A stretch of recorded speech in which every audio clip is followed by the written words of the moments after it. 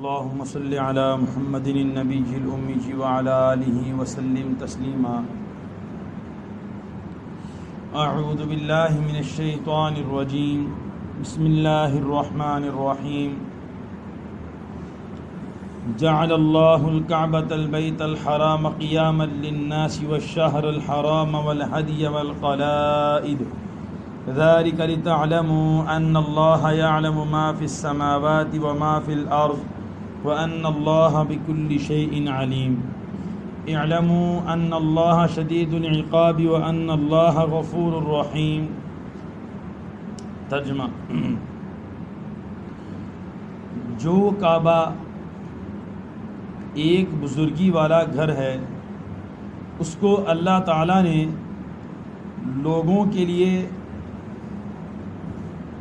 قائم رہنے کا ذریعہ بنایا ہے، اور اسی طرح بزرگی والے مہینوں کو اور اس جانوروں کو جو حرم میں ذبح کیا جائے، اور اسی طرح ان جانوروں کو جن کے گلے میں پٹا ڈالا جائے، یہ اس لیے تاکہ تم جان لو کہ بے شک اللہ تعالیٰ جانتے ہیں جو کچھ ہے آسمانوں میں اور جو کچھ ہے زمین میں، اور یہ کہ اللہ تعالیٰ کو ہر چیز کا خوب علم ہے.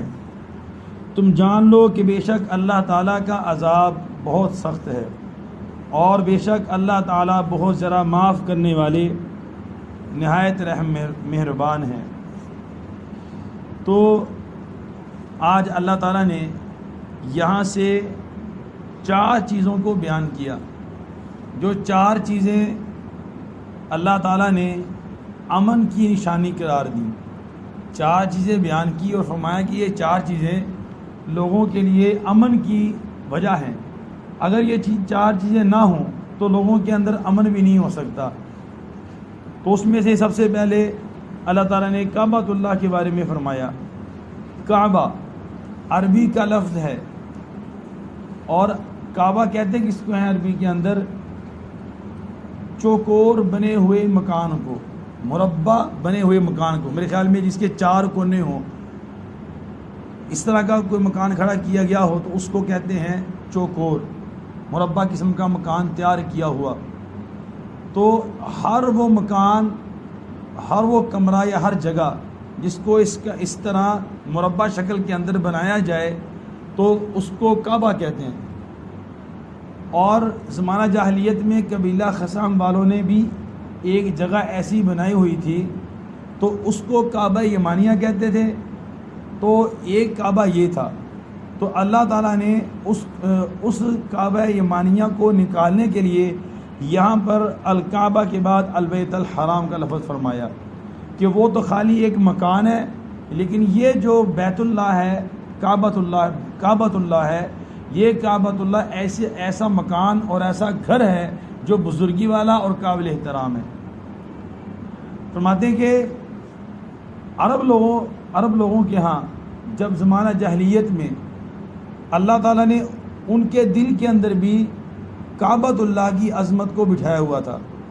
یعنی ان کا بھی کوئی جانی دشمن ہوتا. آپ نے تو ان کے بڑے قصے سنے ہوں گے کہ زمانہ جاہلیت کے کہ سالوں سال ان کی لڑائیاں چلتی تھیں، اور سالوں سال جو ہیں قتل و غارت ہوتی تھی، لڑائی جھگڑے، دشمنیاں ان کی بہت تھیں.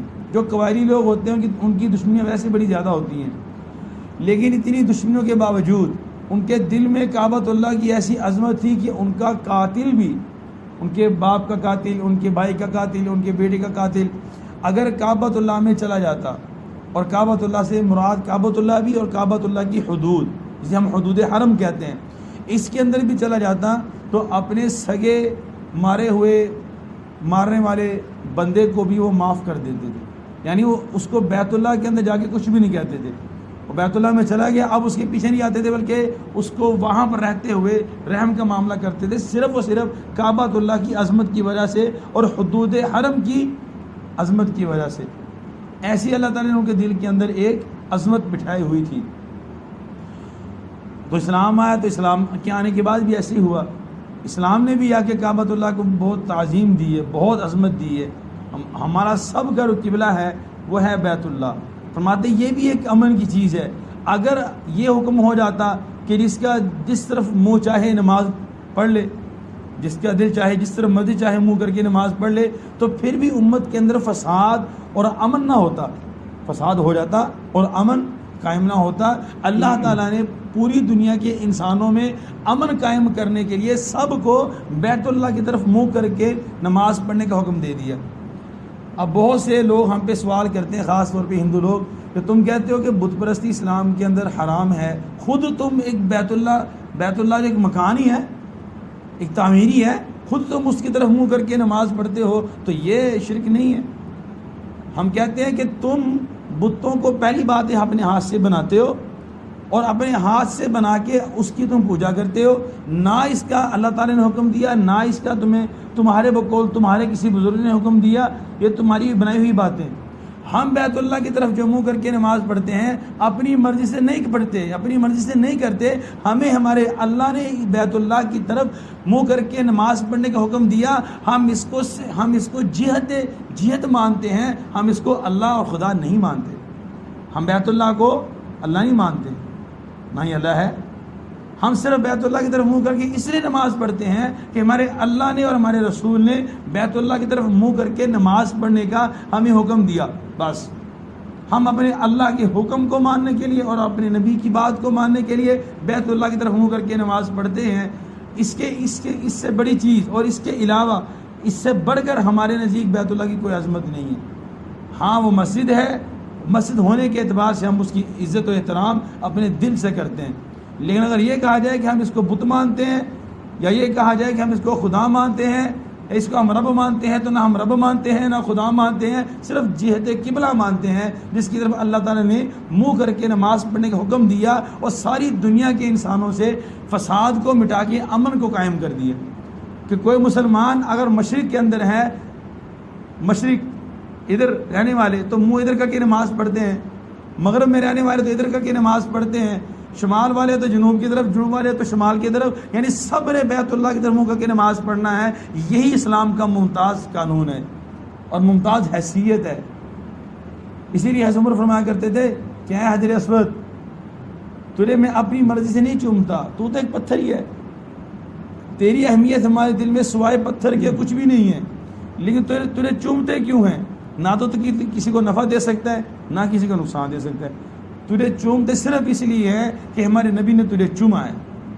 اپنے نبی کی سنت کو پورا کرنے کے لیے، اپنے نبی کو راضی کرنے کے لیے تجھے چومتے ہیں کہ میرے نبی کی سنت زندہ ہو جائے. سنت محمد رسول اللہ صلی اللہ علیہ وسلم کو زندہ کرنے کے لیے ایسے کرتے. تو اس کو اللہ تعالیٰ نے ساری دنیا کے انسانوں کے لیے ایک امن کا ذریعہ بنایا کہ ساری دنیا کے انسان اب یکسو ہو کر ایک ہی وقت کے اندر جہاں نماز کا ٹائم آتا ہے تو ادھر منہ کر کے نماز پڑھتے ہیں. دوسرا فرمایا کہ بزرگی والے مہینے 4 مہینے ایسے تھے کہ ان مہینوں کے اندر زمانہ جاہلیت کے اندر بھی مشرکین لڑائی کرنے کو حرام قرار دیتے تھے. ان مہینوں کی عظمت کی وجہ سے، ان مہینوں کے اندر وہ قتال نہیں کرتے تھے. غالباً وہ 4 مہینے شوال، ذوالقعدہ، ذی الحجہ اور محرم ہے. غالباً نہیں، ایک رجب اور شوال، ذوالقعدہ اور ذی الحجہ، غالباً یہ 4 مہینے ہیں. ہو سکتا ہے کمی بیشی اس کے اندر ہو. بہرحال 4 مہینوں کے اندر وہ قتال کرنے کو اپنے لیے حرام سمجھتے تھے، چاہے جتنی مرضی سخت سے سخت دشمنی کیوں نہ ہو، اس کو چھوڑ کے وہ ان 4 مہینوں کی عظمت کی وجہ سے کچھ بھی نہیں کرتے تھے. اچھا، ان 4 محرم کا ذکر آیا تو اب بہت سے لوگ کہتے ہیں اب سفر چل رہا ہے، غالباً سفر چل رہا ہے کہ ختم ہو گیا، آخر تاریخیں چل رہی ہیں ان کی، تو ختم ہو گیا. تو سفر کے مہینے میں بہت چلے ختم ہو گیا یا ختم ہو جائے گا یا ختم ہو گیا، آج یکم ہو سکتی ہے تاریخ. تو سفر کے مہینے میں بہت سے لوگ جو ہے شادی کرنے کو، بیاہ کرنے کو منحوس سمجھتے ہیں. ظاہر کہ منحوس ہے. اس مہینے کے اندر اگر شادی کی جائے گی، بیاہ کیا جائے گا تو آپ کے لیے، یعنی کوئی کار خیر کیا جائے، آپ نے کوئی مکان تعمیر کرنا ہے یا آپ نے کوئی کسی کی شادی کرنی ہے، تو اس مہینے کے اندر تو کم از کم نہیں ہونا چاہیے، اور کسی مہینے کے اندر ہونا چاہیے. نہ کوئی مہینہ منحوس ہے اور نہ کوئی وقت منحوس ہے. نحوست انسان کے اپنے اعمال کی وجہ سے آتی ہے. اسی طریقے سے محرم کے مہینے کے اندر بھی بہت سے لوگ سمجھتے ہیں کہ اس مہینے کے اندر جو ہے غم حسین ہے. غم حسین کا اس مہینے سے کیا تعلق ہے؟ حدیث پاک میں اللہ کے نبی فرماتے ہیں کہ رمضان کے بعد سب سے بہترین مہینہ محرم کا مہینہ ہے. لوگ کہہ رہے ہیں کہ وہ منحوس مہینہ ہے. ہم لوگوں کی بات مان لیں یا اللہ کے نبی کی بات مان لیں، فیصلہ ہمارا ہے. وہ تو یہ مہینہ 10 محرم کا دن ہی ایسا بابرکت دن ہے کہ اس دن میں ان کی شہادت ہوگی تو ان کی شہادت عظیم بن گئی. تاریخ کے بہت سے بڑے بڑے واقعات جو ہیں 10 محرم کو نمودار ہوئے، پیش آئے، جن کی وجہ سے 10 محرم کے دن کی ویسے بڑی فضیلت ہے. تو 10 محرم کے دن میں فضیلت والے دن میں ان کی شہادت ہوگی. اس کے مطلب یہ نہیں کہ شہادت نے اس دن کو عظیم کر دیا، بلکہ اس دن کی عظمت کی وجہ سے ان کی شہادت عظیم ہوگی. اب یہ کیا نا کہ یہ ان کی شہادت اس مہینے کے اندر ہوئی تھی، لہذا پورا مہینہ منحوس ہے، غم کا مہینہ ہے. یہ انتہائی جہالت کی بات ہے. اللہ کے نبی فرما رہے ہیں کہ سب سے بہترین مہینہ رمضان کے بعد وہ محرم ہے. لوگ کہہ رہے ہیں کہ وہ منحوس ہے. یہ کیسے ہو سکتا ہے؟ اور اگر اسی طریقے سے دیکھا جائے کہ سارے حضرت حسین شہید ہوئے، ان کی آل شہید ہوئی، اہل بیت شہید ہوئے، تو لہذا اس پورے مہینے کے اندر نکاح نہیں کرنا چاہیے. تو سال کا کون سا مہینہ آپ نکالیں گے جس کے اندر آپ شادی کریں گے؟ ہر ایک کسی نہ کسی مہینے کے اندر کسی نہ کسی صحابی کی وفات ہے، کسی نہ کسی مہینے کے اندر کسی نہ کسی تابعی کی وفات ہے، کسی نہ کسی مہینے کے اندر کسی نہ کسی ولی کی وفات ہے. تو پھر ہر تمام سال کے 12 مہینوں میں کس مہینے کے اندر ہم نکاح کریں گے؟ تو خلاصہ بات کہ یہ ہوا کہ کوئی مہینہ منحوس نہیں ہے، کوئی وقت منحوس نہیں ہے، بلکہ ہر وقت جو ہے وہ برکت والا ہے، اس کے اندر عزت و احترام ہے. تو یہ 4 مہینے اللہ تعالیٰ کی طرف اسلام نے بھی اس کو تعظیم دی ان مہینوں کو. لیکن اس کے علاوہ جو مہینے، اس کا مطلب یہ نہیں کہ وہ منحوس ہو گئے. وہ بھی اللہ کے دن ہے، یہ بھی اللہ کے دن ہے. وہ بھی دن اللہ نے بنایا ہے. ان 4 مہینوں کے دن بھی اللہ نے بنائے ہیں. ان 4 مہینوں کی راتیں بھی اللہ نے بنائی ہیں، دوسرے مہینوں کی راتیں بھی اللہ نے بنائی ہیں.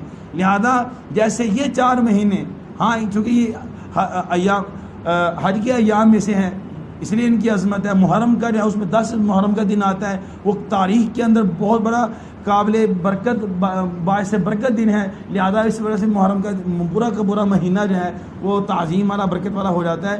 باقی اور مہینوں کے اندر ایسے واقعات نمودار نہیں ہوئے، لیکن پھر بھی ان کی اپنی اپنی جگہ پر اہمیت ضرور ہے. اور آگے فرماتے ہیں کہ وہ الہدیہ، ہدی کہتے ہیں اس جانور کو جس کو حاجی لے کر جاتے تھے اور اس کو جا کے بیت اللہ میں حدود حرم میں جا کے حج کرنے کے بعد بطور قربانی ذبح کیا جاتا تھا. اب اس میں یہاں پر کیوں فرمایا کہ اب ان کی آپس میں لڑائیاں ہوتی تھیں تو دیکھتے تھے کہ کوئی قافلہ آ رہا ہے اور وہ جانور ہیں قربانی کے اس پہ نشان لگے ہوتے تھے، تو سمجھتے تھے کہ یہ حاجی لوگ آ رہے ہیں. اگرچہ ان کا دشمن بھی اس میں ہوتا تھا تو اس کو بھی معاف کر دیتے تھے، یہ حج کے لیے جا رہا ہے. اب حج کے ایام میں اس کے جانوروں کو تکلیف دینا بھی ہمارے لیے مناسب نہیں ہے.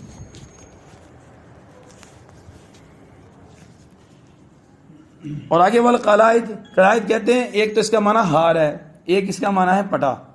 تو اس وقت میں ایک دور تھا کہ جو لوگ حج کرنے کے لیے آتے تھے تو اپنے گلے کے اندر ہار پہن کے آتے تھے بطور نشانی، کہ لوگ جو ہے اگر کسی سے جھگڑا ہوتا تھا تو اس بندے کو دیکھ کے اس کو راستہ دے دیتے تھے کہ نہیں یہ حج کے لیے جا رہا ہے، لہذا اس کو ہم نے تکلیف نہیں دینی. ایک اس کا معنی ہے پٹا. تو اگر اس کا معنی پٹا لیا جائے تو پھر وہ ساتھ جانور بھی لے کے جاتے تھے اور ان جانوروں کے گلے میں پٹے ڈالے ہوتے تھے. وہ پٹا بھی اسے ڈالا ہوتا تھا تاکہ ان کو پتہ چلے کہ یہ جو ہے قربانی کا جانور ہے اور ہم حج والے لوگ ہیں، تاکہ ہمارا راستہ صاف کر دیا جائے. تو یہ اس لیے اللہ تعالیٰ نے یہاں پہ 4 باتیں بیان کی ہیں. پہلی بات جو ہے وہ کعبۃ اللہ، دوسرا محترم مہینے، تیسرا حج اور چوتھا قلائد. یہ 4 چیزوں کو اللہ تعالیٰ نے ان کے لیے امن کی چیز بنایا ہے.